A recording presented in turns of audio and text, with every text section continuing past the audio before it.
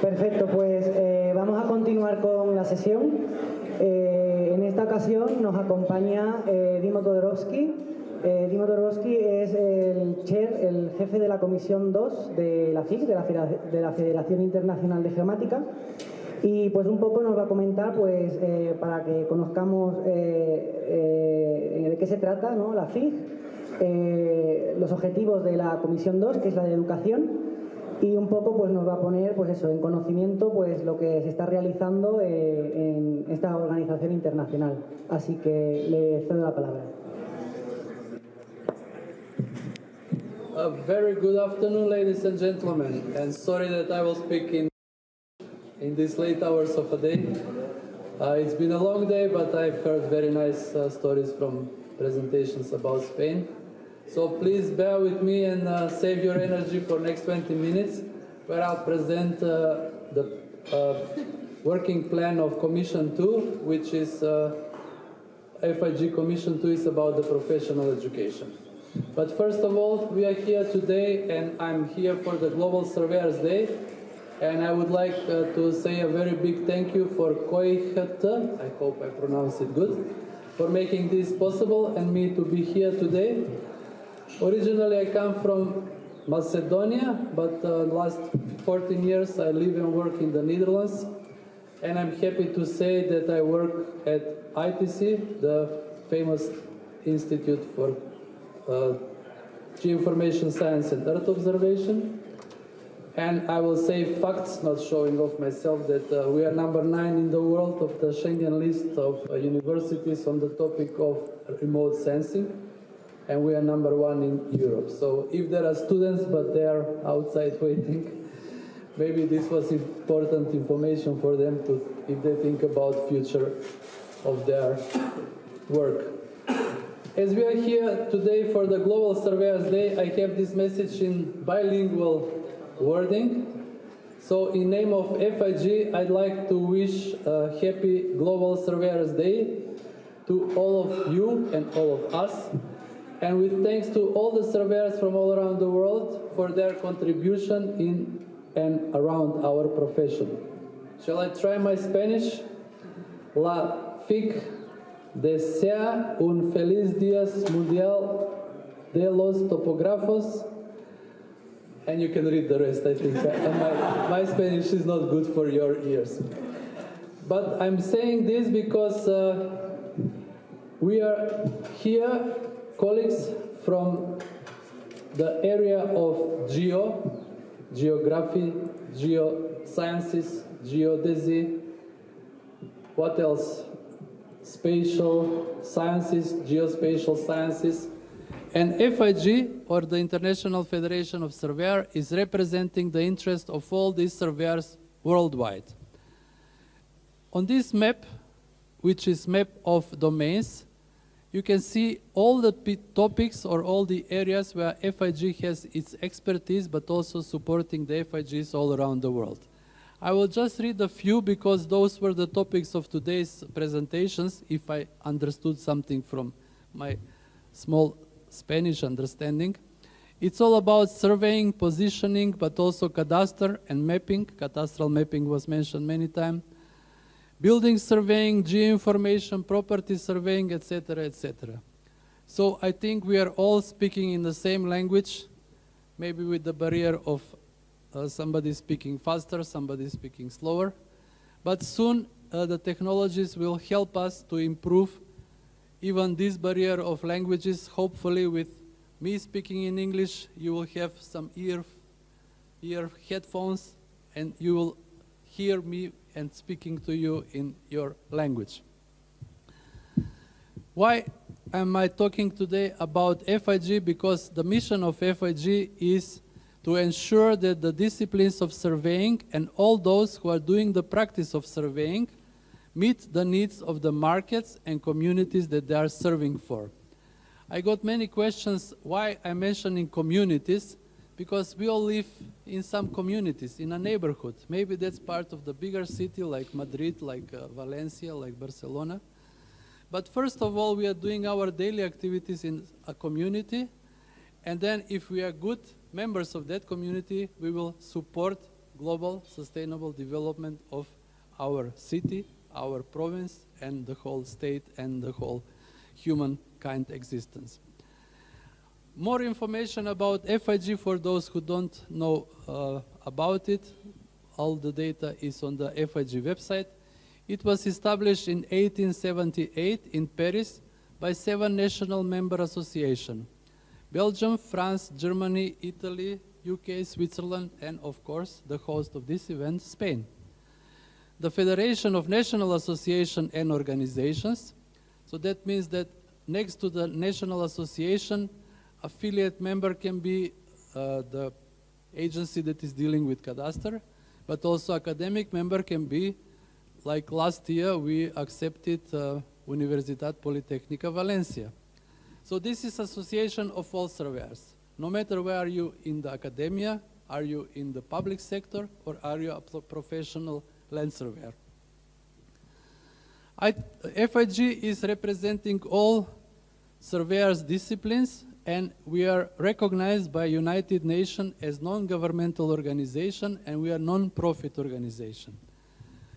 There are more than 120 countries represented in the map of FIG, and representing this in figures, this is more than 300,000 individuals which are members of their national associations. In different colors, you can see the membership of associations from the nationalities, but also affiliate members, academic members, and all other delegates that want to be active in FIG. FIG is organized in 10 commissions, and I would say that these 10 commissions are representing all the disciplines that are important for performing our surveying domain in our communities. Commission 2 is about professional education, and from last year, 1st of January, in our working plan, we suggested 3 main working groups, and those working groups are having the tasks to work on development of academic networks and for knowledge sharing. Working group 2 is about innovations in curriculum development, and working group 3 is about learning styles and in surveying education, and this working group is together with Young Surveyors Network. The rest of the commissions are also dealing in different disciplines, but our Commission 2 has the strongest link, and maybe that's by coincidence, because we were two chairs were working in the same university, and Professor Rohan Bennett is chair of Commission 7. And last year in October, we had joint annual meeting of Commission 2 and Commission 7, where I was happy to conclude that more than 50% of the papers presented there were both from professional practice, but also from academia. So how academia was helping to professional practice, or how research in our academia was helping the professional practice. So although that we are commissioned for professional education, there are many academicians, teachers, professors in other commissions that are active, and the current status of all these 10 commissions is that I would be modest here to say that 9 of them have PhD, so philosophy doctors, in their domain. And those domains are spatial information management, for example, hydrography, etc.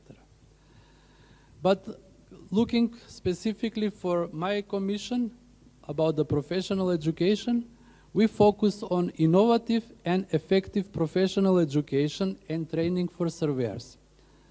The focus of the Commission is on developing of academic networks, and they are with aim to share knowledge between the academicians. Going further, we are working on innovative curriculum development and implementation of that in practice, and how to do advanced teaching and learning styles in surveying education. Here are some examples of the activities that Commission 2 is doing in the field of professional education, and some of them are, for example, creating of the academic networks that can be further developed to implement better education in their region. The first one is East African Land Administration Network. Second one is Global Land Network Tool, and that is with support of United Habitat. The third one is FIG Asia Pacific Capacity Development Network, and the last one is Latin America Land Administration Network. I will show more details about Latin America Land Administration Network, and I'm happy to say that I was creator of this network. And this network was created in end of 2018 during the workshop in Ecuador, together with Military University of ESPE in Ecuador. So these are the members of LALAN, or Latin America Land Administration Network. And this was just a beginning, and after 5 years of existence, we had several activities like conferences together, papers together, working on curriculum development, etc. And all this is with aim for knowledge sharing and extending the knowledge of our partner organizations. On this picture, you can see universities from Latin America, like Unicamp from Brazil, then Universidad Distrital from Colombia. We have representatives from Peru, but also we have universities from Guatemala, and I'm happy to say that we had representative from Spain. So Universidad Politécnica Valencia was there, and with their help we are working together on this network and extending the work of the network. This is the list of all the universities that were members in 2018, but also other land administration, education, and research institutes and networks from Latin America and from Europe are invited, and we have 1 or 2 more members that are willing to continue to work with us. The second working group is about innovations in curriculum development, and the curriculum development is within our geomatics and land surveying education. Examples of the activities about working group 2 is we have publication on blended learning, and that is from 2023, and that is done with a lot of consultancy with our members. We started to see which were the best practices for using the technologies to implement education in COVID time. But because our profession is very much linked to fieldwork activities like measuring the parcels, or for building construction, some surveyor must go outside.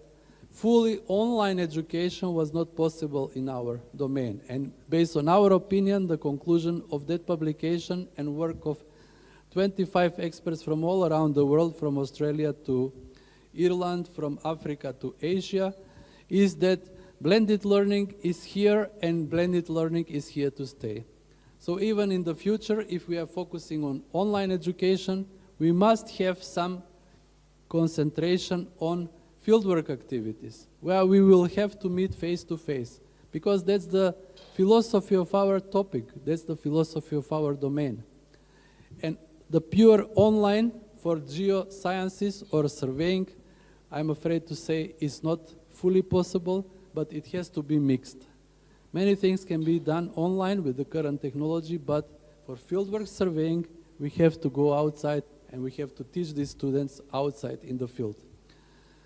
Another example of this working group is the Global Survey on Geomatics and Land Surveying Education, and that was done with support of the Vice Chair of FIG Commission 2, Rosario Casanova from Uruguay, and Angel Colida, who is the moderator of this session.